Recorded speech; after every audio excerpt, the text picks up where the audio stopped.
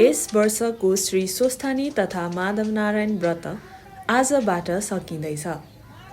स्वस्थानी व्रत कथा हरेक वर्षको पुष शुक्ल पूर्णिमामा सुरु भई माघ शुक्ल पूर्णिमाका दिन सम्पन्न हुने गर्दछ। हिन्दू धर्मावलम्बीहरूका लागि आस्था र विश्वासले भरिएको महिना हो माघ महिना। यस महिनालाई धार्मिक क्रियाकलाप बढी हुने महिनाको रूपमा पनि लिइन्छ।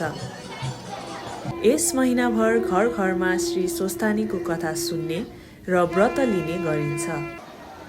काठमाडौँको उत्तर पूर्वमा रहेको साली नदी, भक्तपुरको हनुमान घाट लगायत देशभरका नदी किनार र दोभान त्रिवेणीमा पुष शुक्ल पूर्णिमादेखि माघ शुक्ल पूर्णिमासम्म माधवनारायण तथा श्री स्वस्थानी व्रतालुहरूको घुइँचो लाग्ने गर्दछ। व्रतालुहरू एक महिना कठिन नियम पालना गरी व्रत बस्ने गर्दछन्।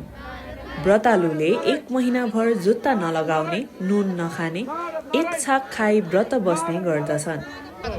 व्रत अवधिभर नारायणको मूर्तिलाई प्रदेश गमन गराइन्छ। सो बेलामा व्रतालु पनि मूर्तिसँगै वज्रयोगिनी, पशुपति, फर्पिङ, पनौती, चाङ्गु नारायण आदि स्थानमा हिँडेरै सो तीर्थमा गई व्रत बस्ने गर्दछन्। यस अवधिमा व्रतालुलाई हरियो केराउ र पालुङ्गो दान गर्न सके पुण्य मिल्ने धार्मिक विश्वास रहेको छ। यस महिना अवधिभर ठाउँ ठाउँमा टोलबासी एकत्रित भई माघ यात्रा समेत गरिन्छ।